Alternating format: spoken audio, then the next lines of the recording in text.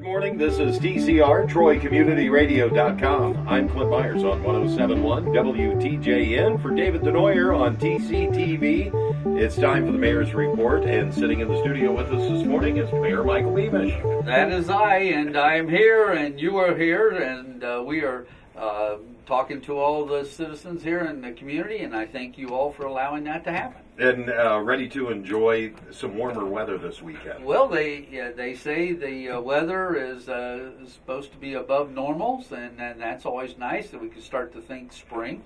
Yes. As we move forward, and we got a lot of things to look forward to. Yeah, so noticing now the buds in the trees now that the Christmas lights are out. The Christmas lights are out, and a lot of people wonder about that, but as you just said, the buds have to give that tree a nice look in the spring.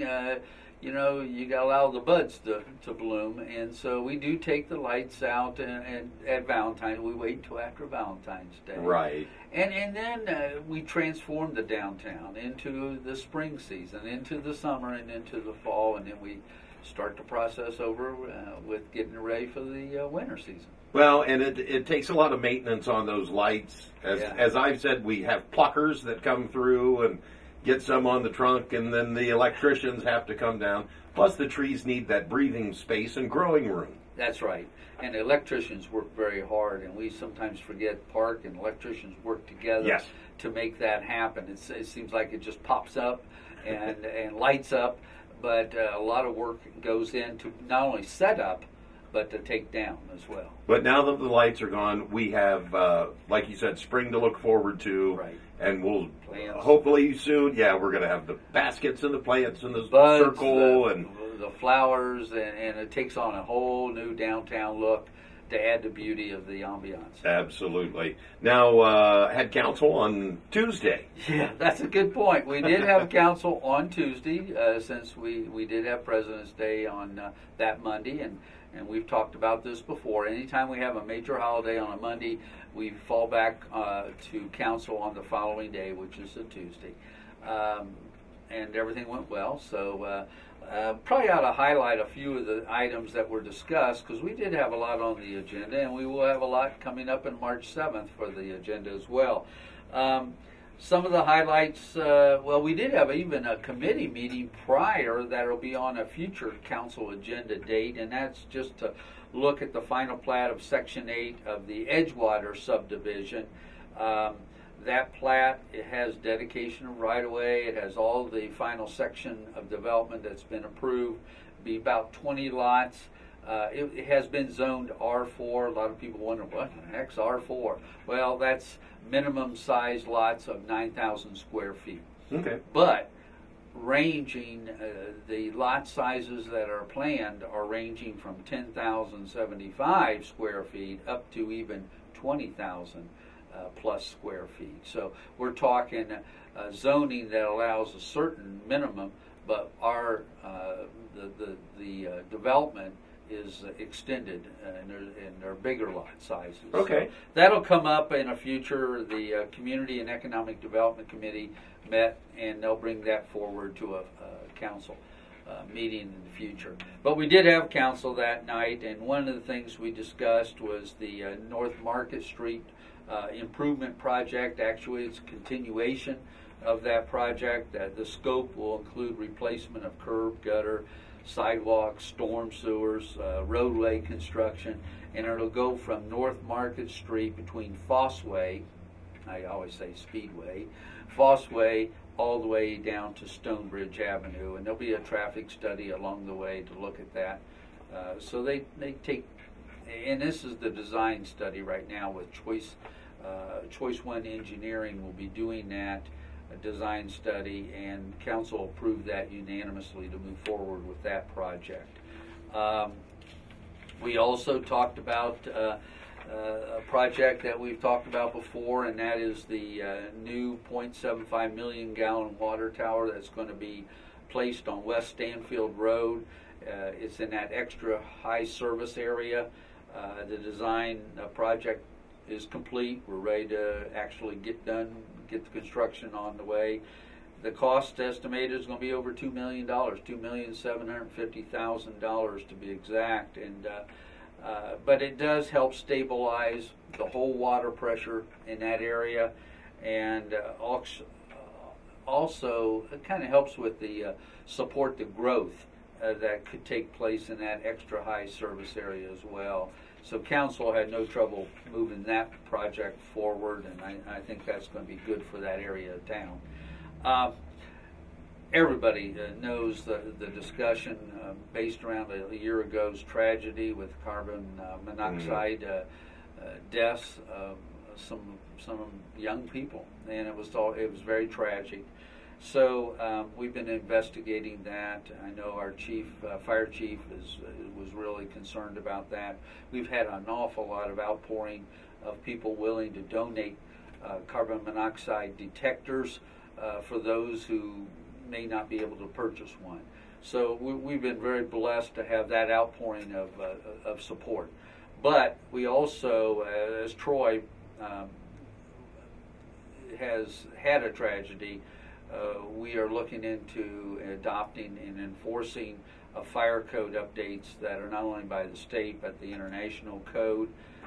It would be incumbent for all local residential rental properties to have a CO detector in their places that they own. It only makes sense Well, that if you're going to, whether you own or rent, if you have gas, it's a safety feature. It's a safety feature, and it's not like, it's something that we should be wanting to do to protect our human life and protect the citizens here in the community. And our fire chief is very attuned to that. He understands that education's an important piece of that, and council also supported that. It was probably going to happen down the road with the International Fire Code because we follow those codes, but we wanted to be proactive since we did have a tragedy a year ago. And so our council approved amending our ordinance on that we already have in place related to requirements to have CO detectors in all residential rental units. And it passed and moved forward as an emergency piece of legislation to show the urgency of things. And so that will be no grandfathering. That's right now. Well, we all have smoke detectors in our house.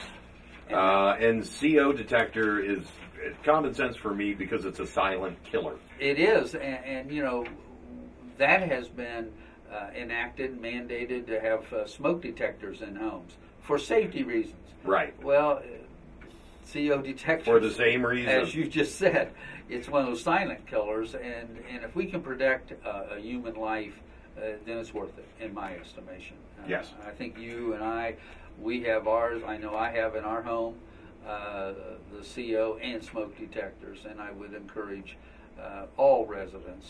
I think it's just something to do that helps you stay safe. Stay safe. Thank you. The other one that we did have that I want to talk a little bit about is the ordinance and assessment.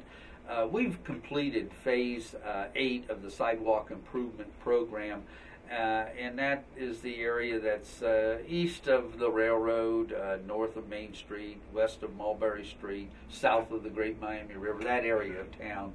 And now the notice is that the completion of the project, and so the availability of final assessments is now needs to be approved, and it was approved.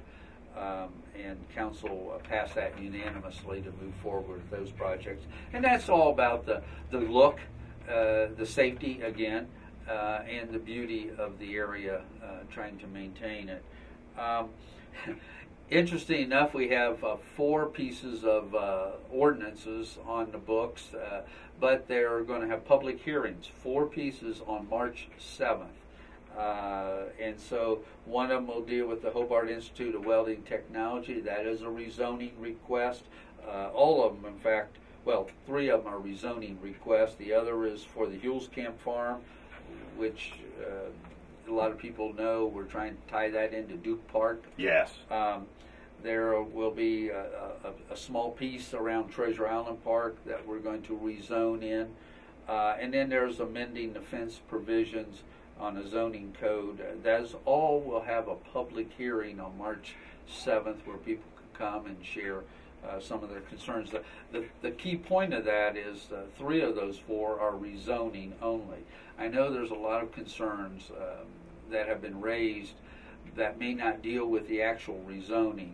It may be traffic, or it may be some safety concerns. Okay. Those become enforcement areas, but we're dealing with some rezoning there of properties that allows them to move forward with their projects as well. So those will be on public hearings for the next council meeting on March 7th. Wow.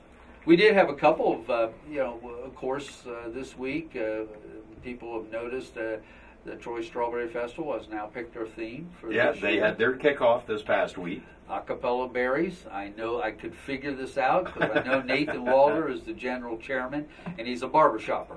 And it just only comes to figure that it would have something to do with music and barber shopping, and he's picked his theme, Acapella berries, and that should be, but what it does is it just kind of sets the tone for kicking off the Troy Strawberry Festival. Starts the ball rolling. Starts the ball. A lot of people volunteer for committees, and it just doesn't happen overnight. It takes a lot of planning, and so I wish Nathan and Corey Swayzer as the festival manager and all the committees the best of luck as they have a very good festival 16. No pun or pun intended. No. You also mentioned something about an Eagle Scout.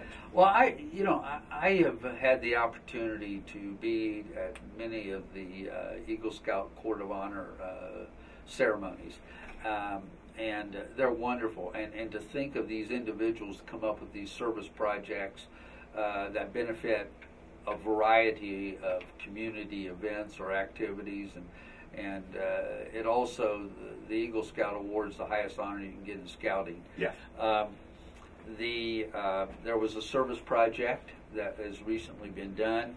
Life Scout Joe Pascal and the St. Pat's Catholic Troop 365 worked together. It was led, obviously, by Eagle Scout candidate Joe Pascal. And what they did is really neat because it benefited the city of Troy. And I thought I would give a shout out and say thank you to the Scout Troop 365, but specifically Eagle Scout candidate Joe Pascal. What they did is they put 1,320 4-inch adhesive curb markers that they attach to the catch basin storm sewers that we talk about many times. Right. Those curb inlets within Detroit's vital aquifer protection areas. Now, why is that important? Well, these markers remind our citizens to help protect our drinking water. You know, we've heard a lot about drinking Very water. smart. And we're very blessed to have a wonderful aquifer below us. And this supplies a colorful, noticeable reminder by those catch basins for reminding our citizens that no dumping drains to groundwater is what it says. But it's just a reminder. But that was a pretty clever project to do that would not only benefit him getting his Eagle Scout award, right, but when you think of over 1,000 of those markers around the town, reminding all of us that, hey, we should be really protecting our drinking water. It makes as much sense to me as someone saying, don't eat the yellow snow. You stay away. Don't dump in those areas. So I really want to give a shout out and a big thank you, because that's a service project that benefits him and his Eagle Scout. Absolutely. Trying to get that award, the highest honor that they can give in scouting, but also it benefits all of us as a reminder that we need to protect our drinking water. We do. And we certainly have heard a lot about that nationally. Well, you see what's happening up in Flint. Yeah, we don't we don't have that concern, and let's keep it that way. And yeah, we test our water constantly, and I stand by our water treatment plant. They do a great job.